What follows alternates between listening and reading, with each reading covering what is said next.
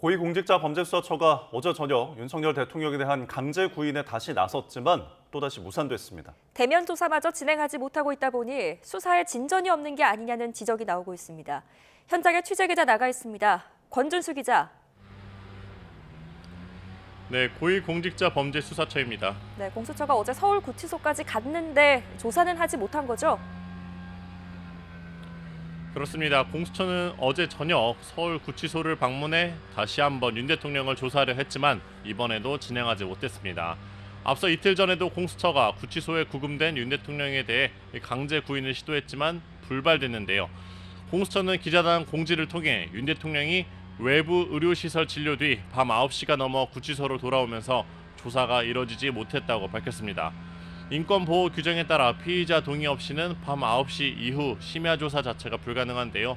공수처는 헌재 탄핵심판 변론이 끝난 뒤 서울구치소로 복귀한 윤 대통령에 대해 강제 구인을 시도하고 만약 이게 어렵다면 구치소 내 방문 조사를 진행할 방침이었던 것으로 파악됐습니다. 이를 위해 서울구치소에 조사실 협조 공문을 보내는 등 관련 절차도 진행했던 것으로 확인됐습니다.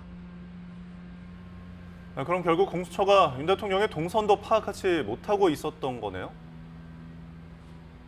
네, 그렇게 볼 수 있습니다. 예상치 못한 윤 대통령의 병원 방문으로 조사가 이뤄지지 못한 건데 이 동선조차 파악하지 못하고 있었다는 지적이 나옵니다.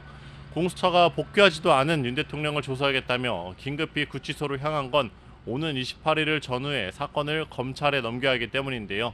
시간이 얼마 남지 않아서 윤 대통령을 조사할 시간이 더 빠듯해졌습니다. 하지만 윤 대통령의 거부는 계속되고 있습니다. 앞서 공수처는 윤 대통령을 지난 15일 체포했을 당시 첫 조사를 진행했지만 이후 윤 대통령이 이틀 동안 공수처 조사에 모두 불응했는데요. 사흘 전 새벽에 구속된 뒤에도 공수처의 출석 요구 통보를 계속 무시해왔습니다. 따라서 공수처는 검찰에 사건을 넘기기 전까지는 계속해서 조사를 시도할 것으로 보이는데요. 공수처는 향후 일정에 대해선 다시 논의해서 결정할 예정이라고 설명했습니다. 지금까지 고위공직자범죄수사처에서 YTN 권유수입니다.